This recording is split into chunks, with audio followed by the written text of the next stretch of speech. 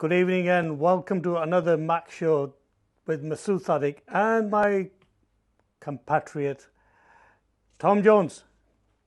Good evening, Tom. Evening. Evening, Masood. How are you? I'm all right, thank you. How are you, mate? Yeah, I'm all right, thank you. After the mighty Villa managed to get through the second round of the Carabao Cup, unlike Leeds. And also, I'm fine because the 2-1 prediction of mine for the one-day international series against Australia was correct yet again. Well, my instructions from Meg were from my director, no talking about football, so you've actually just broken the first rule. Obviously, that was coming. I was expecting that with Villa beating the mighty Burton Rovers or wherever they are from. No idea who they are. Your mate Grealish signed a 5-year contract as well, so that's good news on that front. Yeah, well, it's probably a bit of a smokescreen because once a deal is on the table that is right for both clubs, I think he may well go, but I don't think it'll be for another season. And he's very, very much a home boy, so maybe he will play those 5 years out. I don't know. He probably gets lost once he gets out of Birmingham. That's what it is. It's the problem. He ain't got a sat nav maybe in his car.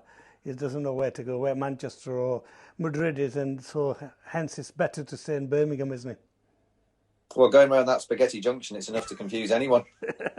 Well, you managed to get out from that side of the world, don't you, to up north? Oh, yes, I managed to do that a few years ago, mate. Yeah. Oh, the Brummie actor's coming in as well, and I was there for 3 years as well, mate.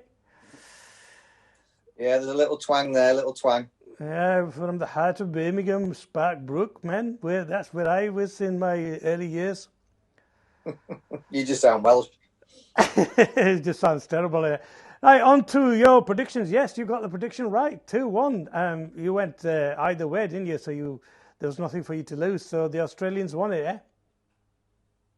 Yeah, well, I think I kind of dissuaded myself. I just fancied that the Australians wanted to kind of leave on a bit of a high, and I didn't see much of the game because I was playing myself today up on your side of the Pennines. But I listened to the summary, and obviously a very strange game, really, because England were 2 for none after the first 2 balls of the innings, ended up getting 300, and Australia were 70 odd for 5, and then broke all records with their 6-wicket partnership, and then looked as though they're going to blow it again with Maxwell and Carey getting out in quick succession, only for Mitchell Starc to go and smash a couple of boundaries and get them across the line.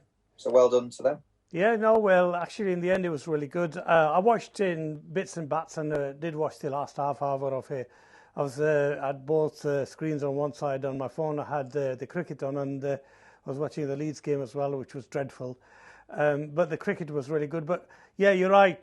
Maxwell and Carey came. Well, Carey actually owed Australia after the other night, wasn't he? Because he sort of played a game where he didn't know, the number of balls he batted for didn't reflect the number. In the end of the runs, it was a bit poor, wasn't it, that night? Yeah, but I think lots of people said at the time that he's out of nick. He's not scored runs for a long time, so he probably struggled with finding the pace of the wicket and stuff. But it's a sign of a very, very good player that when that happens and you've got that kind of tag around your neck, that you then perform under pressure in the next game and be part of what was a quite superb partnership with Maxwell. So well done to him for having that mental toughness. Yeah, well, we said the other day that maybe because he hasn't played for a while and stuff, so and he doesn't know how to finish, and he maybe lacks experience. So that probably was something that he learned from the other night and he put into action tonight. 75 for 5, and then that partnership, both of them got hundreds, eh? Yeah, but did you see the reaction on the balcony at the end? Because I think he was just so relieved that Starc managed to get those 10 runs in the last over. Because just imagine how he must have felt getting out in the penultimate over, to an amazing catch by Mark Wood at third man. But just imagine if Australia had not got across the line, how he would have felt after getting himself out. So I'm pleased for him. I think he's one of those kind of less in your face, less sort of front page news Australian cricketers, and it's not easy to score 100 against England in England, especially when you're out of form. So I don't know whether did he get man of the match? Who got man of the match? I didn't actually watch the game at the end, so I had to go watch the penalties on the Leeds Hull City game, and then rush here to the studio to make sure that I was on time, 10:15, and then you turned up late, lad. Well, yeah, fashionably late. That's the Pakistani stuff that you're learning with us as well. In the end, there was 10 runs needed, and they took a gamble on my mate Adil Rashid. Unfortunately, Mitchell Stark hit him for a big six on the first delivery, and then obviously it was going to be easy after that. The first couple of balls would have really would have been, if they had been dot balls, then that would have put pressure back on Australians, but it became easy after that. Yeah, I think fair dues to Morgan though for giving Rashid the chance to bowl, because he got the wicket in his previous over of Maxwell. So he obviously felt that he believed that was going to be the right option for England to go for in that final over. He had 2 or 3 other alternatives up his sleeve, including Mark Wood. I think probably a lot of people would have thought he would have given it to Tom Curran. But yeah, that first ball he bowled was effectively like a length ball half volley. So regardless of whether it was going to turn or not, it was right in his slot. But he absolutely, smashed it for 6. It was a great strike. It was right, perfect ball for him, really. And it was a shot to nothing. If he'd have held it back ever so slightly, I think it would have been a different outcome. I think he probably would have been caught. But well done to Stark. Great execution of shot, and then it was straightforward from there, really. That's the first home series loss for England since 2015, so they've been really on a good run, Finally came to end. Yeah, 5 years. I heard it on the Sky commentary as well. Very good run, and yet the old British sports media, as always, gets carried away in the headlines earlier this week about saying that England can find a way to win from any position, and then of course what happens? They end up losing next game. So that's sport, though, isn't it? It's sometimes very small margins between win and defeat. Yeah, and certainly the Australians actually won it. I think most important is even the Pakistanis won the last game, and then the Australians have won the final game as well, and going home quite happy in the sense. But cricket has been the winner whole of the summer, really. Yeah, absolutely. And as we've said in previous broadcasts, I think a lot of credit should go to the players in particular, those who've travelled from as far away as Pakistan and Australia. They should be given a lot of praise and a lot of thanks, but not forgetting the West Indies and Ireland, who've all come over and put themselves in those buyer bubbles and put on some very, very good cricket for those of us lucky enough to be able to watch it on Sky. So for you, who has been the kind of highlight from England's point of view throughout the summer? Some of the positives that we can look at? I think of the new brigade, I think Banton's done well, although clearly for whatever reason, maybe because he's got an IPL contract coming up, that they haven't put him into the ODI. But Banton's good to get him blooded in. Obviously, Malan should get mentioned for his T20 top of the world ranking status. Billings 100 the other day against Australia I thought was excellent. I think Wokes has done remarkably well as always. And then of course Jimmy Anderson getting his 600th Test wicket. Broad proving that to the selectors that dropping him was maybe a masterstroke, because he then came back and absolutely bowled out of his skin. So yeah, they would be the people that would spring to mind, off the top of my head.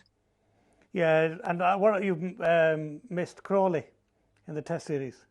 Sorry, yeah, I mean Crawley's 200, big 200, yeah, and he scored a 50-ball century yesterday, didn't he, for Kent? So Yeah, yes, breath of fresh air.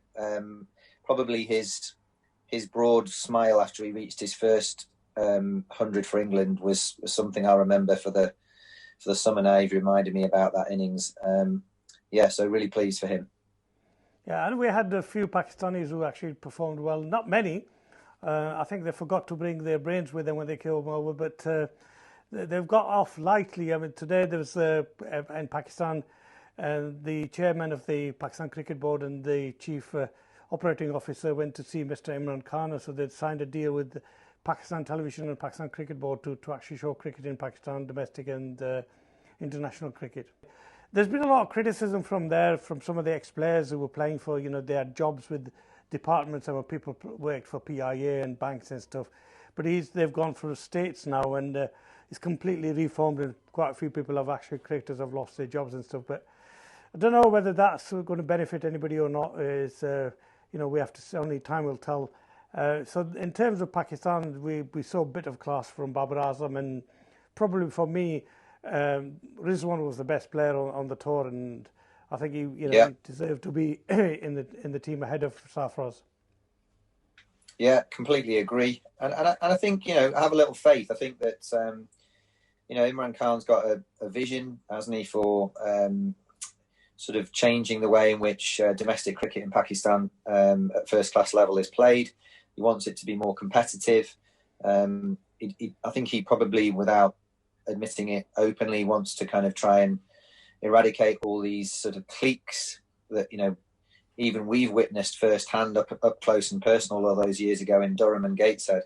That probably does not help that kind of one team culture within the Pakistani dressing room. So there'll probably be some ups and downs, but if they stick to that plan and are committed to changing things for the better, then there's no doubt about it that Pakistan will become a world force in cricket again in all formats. Yeah, it's interesting that there's a number of dissenting voices that, in terms of the dissenting, that it seems, people are afraid of change, and Imran Khan's never been afraid of change. He always has tried, and he's trying a different formula. He's modelled all the state cricket from, the Australian model, and, the Australians obviously the best people to actually copy really from, because they've been the most successful side really over the last 20, 30 years. Yeah, exactly, but it will upset people. Like, I mean, we've just been talking, our club, about the same kind of thing, really, which is to tackle a culture within the club that is not helping the progression of cricket at senior level. And whether it's a local grassroots club in the north of England or an international side like Pakistan, if you're wanting to tackle culture and change that culture, it doesn't happen overnight. So you've got to lay out that vision, you've got to lay out that kind of that framework, that purpose, and then you've got to really be committed to sticking to it. If you think about Andrew Strauss committing to revolutionising the way England approach white ball cricket, when Morgan was first appointed as captain. England were a bit of an embarrassment at the time in terms of white ball cricket, and a few years later they're World Cup champions. So I think if they do stick to their guns, if the COO and the Pakistan Cricket Board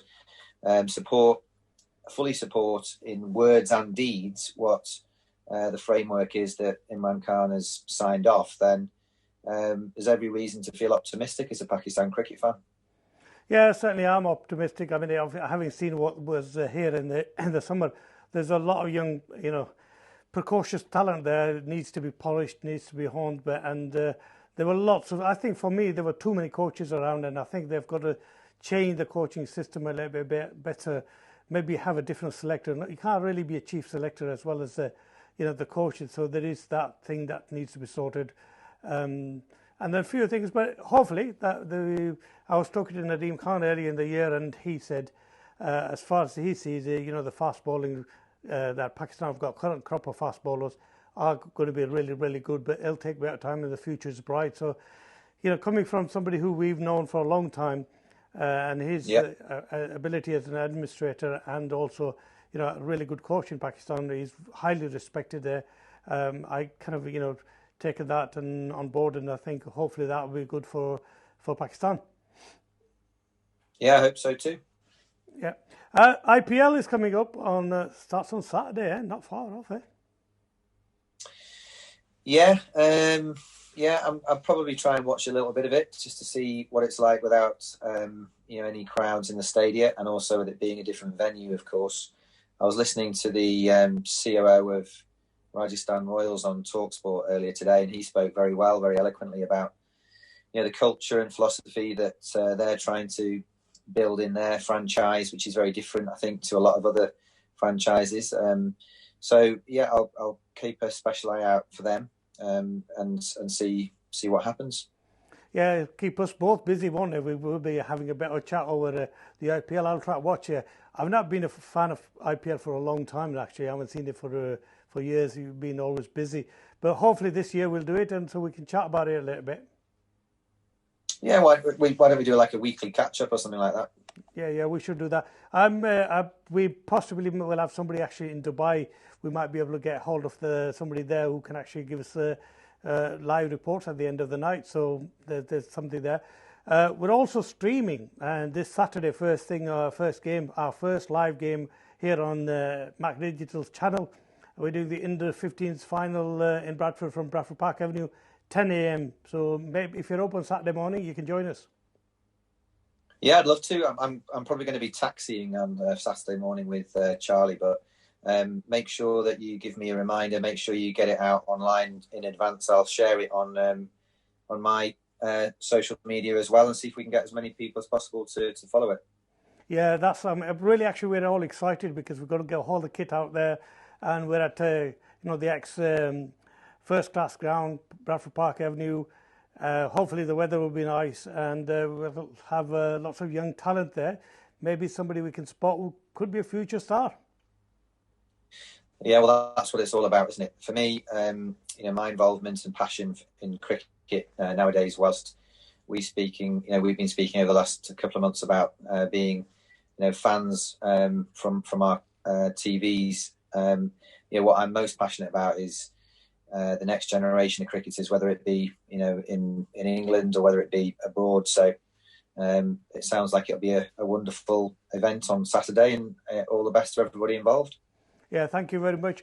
Right, okay. I mean, our summer has been really, really exciting with a lot of good cricket, and we would like to say thank you to everybody who actually came over, like you said, from all the 5 countries that were involved in this series. The host, obviously, putting up something like that has been a great achievement for ECB and rest of everybody involved in all the stadiums, particularly at Old Trafford and at Southampton.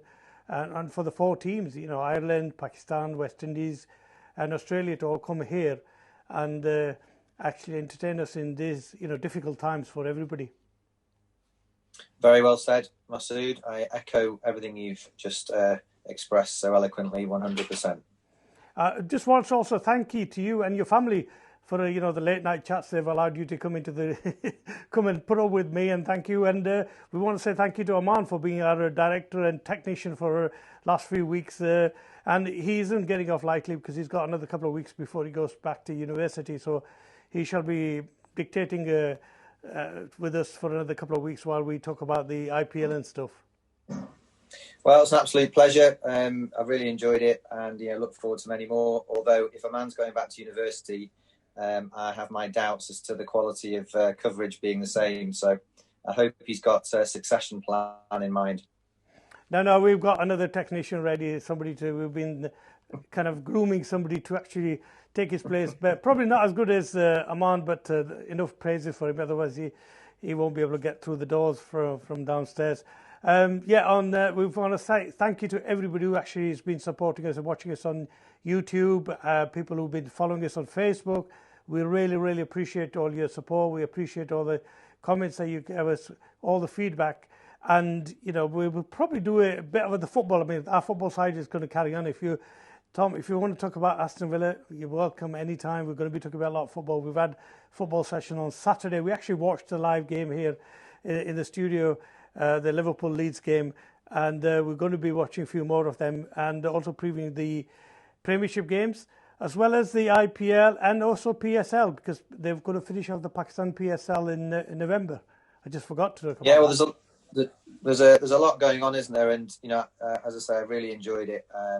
Thanks for getting me involved in it. It would be remiss of me not to ask people who've been following us on various social media channels just to check out Cricket Coach 365 on YouTube, on Instagram, and the website cricketcoach365.co.uk, because all of that is connected to the subject matter that Masood and I have been talking about over the last couple of months. So please give us a shout out.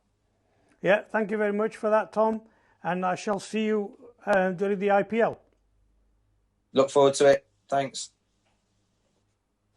Bye.